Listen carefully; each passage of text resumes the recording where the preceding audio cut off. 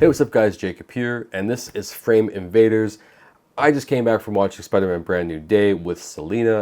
It was an amazing film, and if you're wondering why she's not in this reaction video, she actually had something come up with her last minute. But I'm going to give you my review as a Marvel fan. I'd even say a day one Spider-Man fan, what I thought of Spider-Man Brand New Day. First and foremost, this is going to be a semi-spoiler video. I'll start off by just saying my general thoughts, but then we'll get into more of a spoiler review of the entire film. So jumping into this movie review, I really think that this was a near perfect film, and Tom Holland does a really good job at really showing his more adult side. I feel like his more brooding approach to some of the portrayals in this were actually quite charming. Personally, I was tired of seeing Spider-Boy, and I wanted to see Spider-Man. We definitely got that in this film. I really felt like from seeing him, deal with the consequences that have come in prior movies and dealing with the, factor of that he's alone in this as well for a good chunk of it.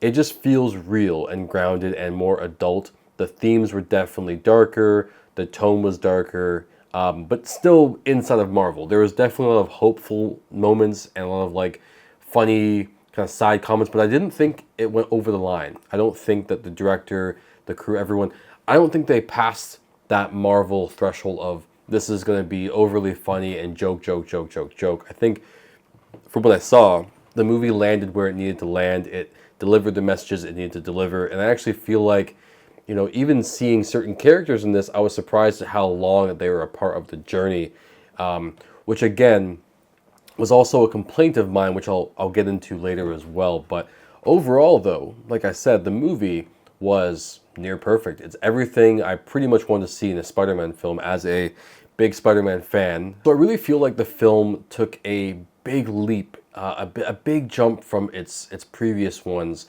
In terms of how each character, Tom Holland, Zendaya, Ned even, were portrayed, I really felt that age difference between, when they were in high school versus now being in their graduating year of university, right? We have Tom Holland, Peter dealing with all the trauma that's come before with making that spell with Doctor Strange, losing everyone close to him, and it feels like no one around him really knows who he is.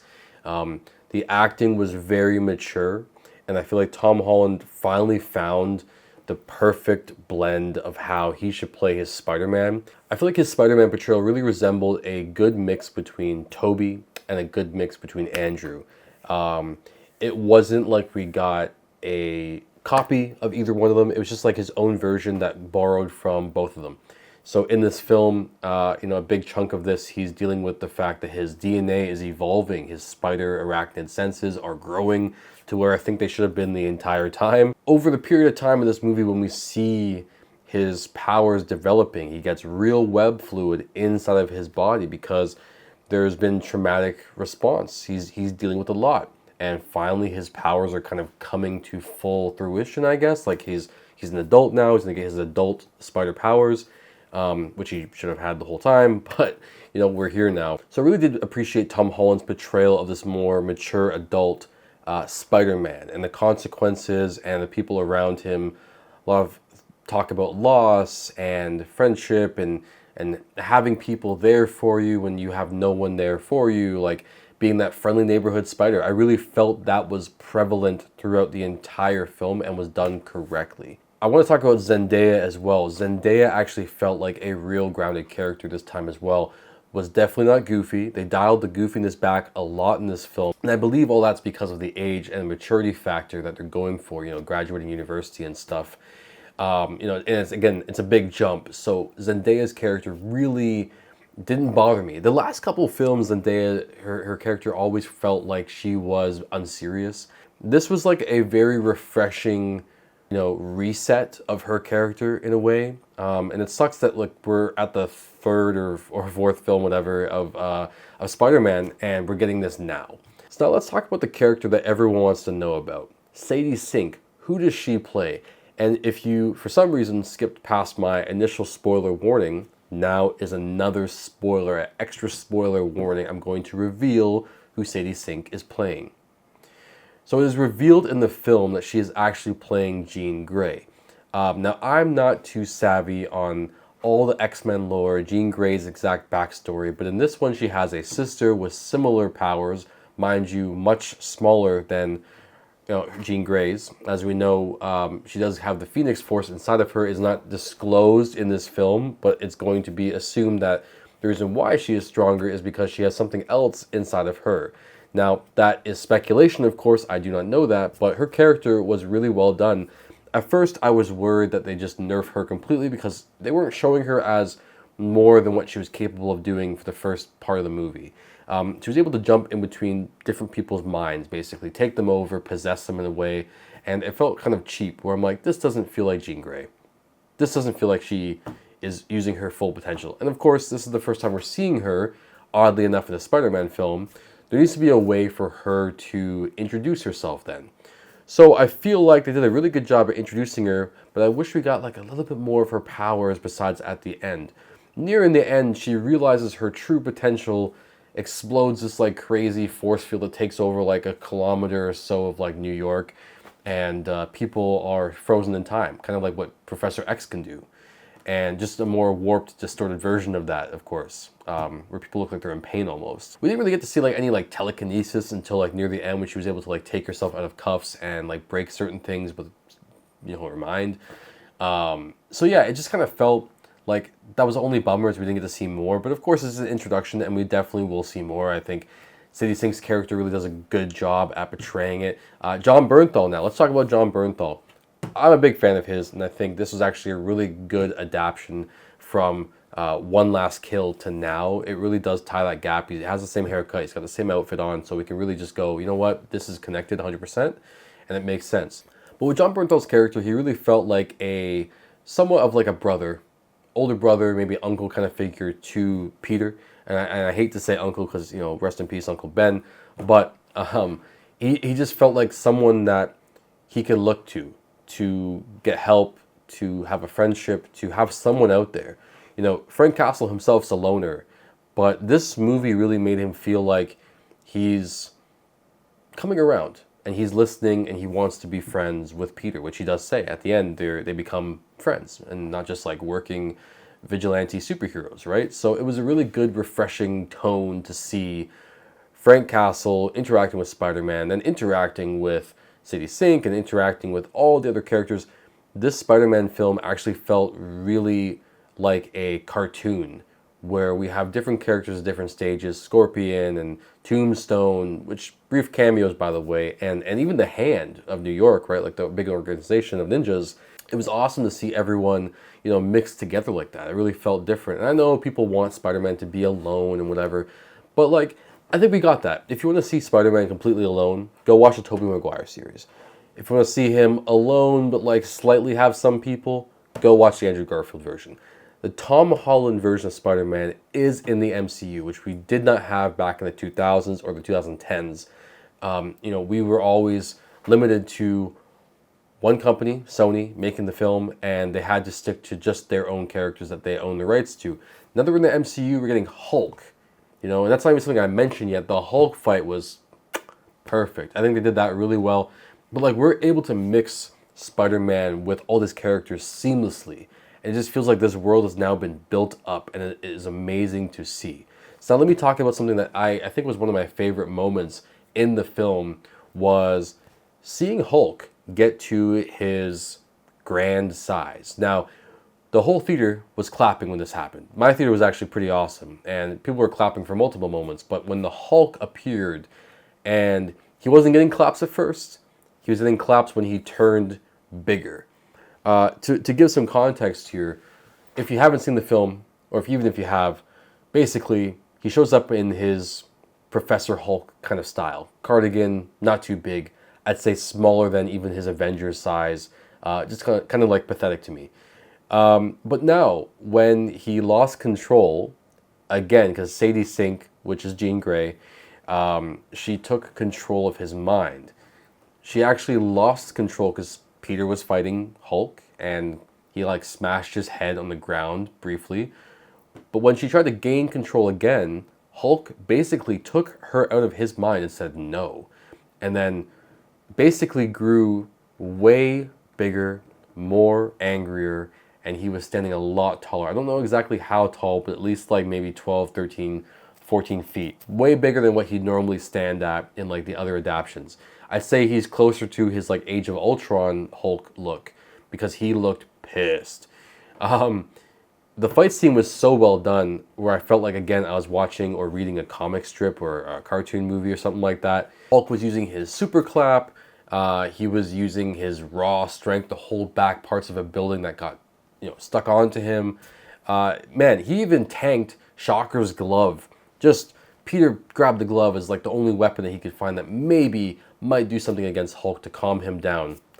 But he does that, and Hulk just catches it one hand and just looks at it and crushes it like it was nothing. Like that didn't even affect him at all. It like tickled him, which is actually what Peter said to Frank Castle as well when they're fighting. Is Frank Castle surprises Peter and tries to help him out when he's fighting Hulk, and it was a really cool imagery to see Frank Castle being dragged on the ground by Peter while he's shooting a gun at Hulk's face, doing nothing but looking so cool doing it. The entire film has these pockets of really cool moments, and I think I'll use the word adult and mature moments because even just seeing Peter focus in, hone in on his new abilities, which are stemming from his DNA being altered, it was really shown that like this isn't the same boy from high school that's now a man per se. He's now fully grown into these more stronger powers.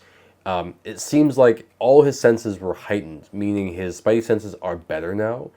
And it was really showing when the hand that he was fighting, they threw a bunch of ninja stars at him, and he was able to like almost look at them in slow motion. I think slower than we've seen him do before. I could be wrong about that, but this seemed like it was definitely, he was a much faster, dodge this time around. And even his strength seems to be increased. There's a moment in the film where he's fighting a scorpion, and he just grabs him and whips him on the ground and literally overpowers him with one hand, as he should. It always reminds me of the scene with Winter Soldier and Spider-Man for the first time, how he just simply holds Winter Soldier's hand and looks at it. This was the same thing where he just took, before Peter locked in, Scorpion was like holding him down and like about to kill him basically. That extra spider power just all of a sudden amplified everything that Peter had and was able to just tank everything with one arm and then rip Scorpion's like whole tail off and just whip him around like it was nothing and really almost killed him. Seeing him later on in the film regaining that control of his spidey powers was just awesome. And it kind of reminds me of like Tobey Maguire. I feel like his version of Spider-Man was the strongest that we've seen.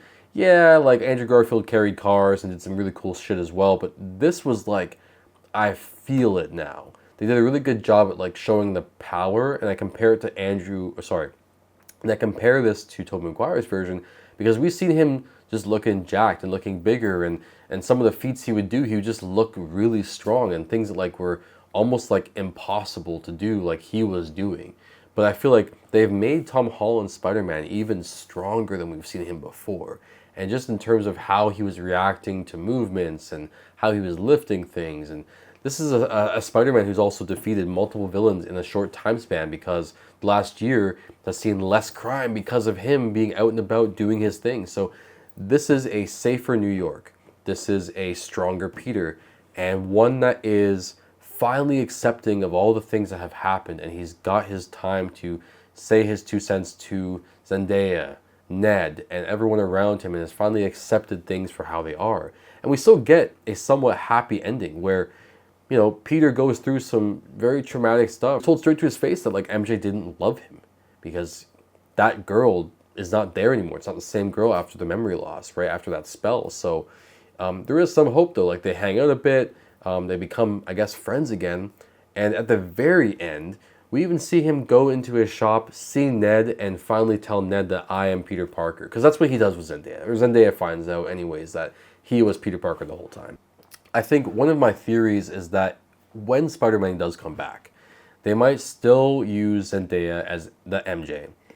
And to break the spell, you have to do something that the person would never forget and would bring them back. So for Ned, it would have been the handshake that was like memorable for them, right, as best friends. And for Zendaya, it might be an actual kiss. And that might have to come down the line. I don't know how they do it or if they want to do it, but he does kiss her in this film. But it's not her mentally there. Sadie Sink, Jean Grey, is the one who's controlling Zendaya, nefariously tricking Peter into thinking that like she wants to kiss him. So because she didn't remember, I feel like, or every time Jean Grey takes control of someone, they don't remember anything at all. It's not in their brain. It's like instantaneously jumping from, an apartment building roof to the ground floor without knowing how you got down there. So I feel like if they actually would kiss without anyone controlling her mind, that might unlock the secrets that were wished away by Doctor Strange and Peter Parker. So I want to talk about the visuals of Spider-Man. I think this was one of the best looking MCU films to date. That being put in the lot with Thunderbolts and the Winter Soldier and like maybe Infinity War and Guardians of the Galaxy, the first one. Because this was well lit. Felt like I was watching, I'll use it again, the Tobey Maguire Spider-Man films in the 2000s. This was lit like, we want darkness, we want contrast, we want color here and there. Like, it wasn't gray, it wasn't overly bright and commercially lit. I think this was a real film, and it looked like what we've been seeing from other films recently in theaters. Obsession, Evil Dead Burn. We've been seeing a lot of good films lately, IMAX films, and this felt like it was very fitting and thematically just on point. Lighting on point, tonally, everything looked great. The camera angles were insane. And I mentioned earlier that they borrow from Andrew and Tobey, whereas the swinging was, I wouldn't say super fluid, but kind of like he was moving in a mix between the fluid and stoicness of Tobey Maguire's Spider-Man, and then with the flexibility and like cool factor of Andrew Garfield's character. We got POV moments, which reminded me of The Amazing Spider-Man 1 and 2, and then we got like just raw power from like Tobey Maguire's era. So this film overall, with the filmmaking, the cinematography, lighting, and just the way they made Peter look and feel on camera was, I think, perfect. Yeah, the film was, I think, near perfect. I don't really have any complaints besides maybe the hand. I feel like they downplayed the hand, and I know there's so much going on in this film already. Like, you don't want to throw in any more lore or backstory. It's just, if you know, you know. Because, like, for example, I watched this with Selina. She'd have absolutely no idea about what the hand truly is. They play it off in this film like they're just a bunch of kids or teenagers or like kind of like a small group of people that, like, are not too harmful. They're just kind of like, once you get to know them, they're actually fine. So I know the director of Damage Control is basically a pseudo-villain in this. He's corrupt, he's lying to Peter, he's lying to everyone, and he's telling Peter that he's turning all these evil people's stuff into good and whatever, but really he's just using it for his own advantage. Like, the hand is basically his personal bodyguard. So my rating of this film is actually going to be a 9 out of 10. It was a near perfect film. A couple things I maybe had like problems with, but they were so small I didn't even bother mentioning them. Just maybe some more depth into some of the characters' backgrounds. Maybe like a longer fight sequence, or just diving into more of the holes from previous films. But regardless though, it felt pretty solid. I think there's a lot that went right with this movie. There was very little that went wrong with it. But for me, it is a solid 9 out of 10 because of how amazing it is. I'm a huge Spider-Man fan, and this, I think, was Tom Holland and Zendaya's best acting in the MCU so far. Like, this felt perfect.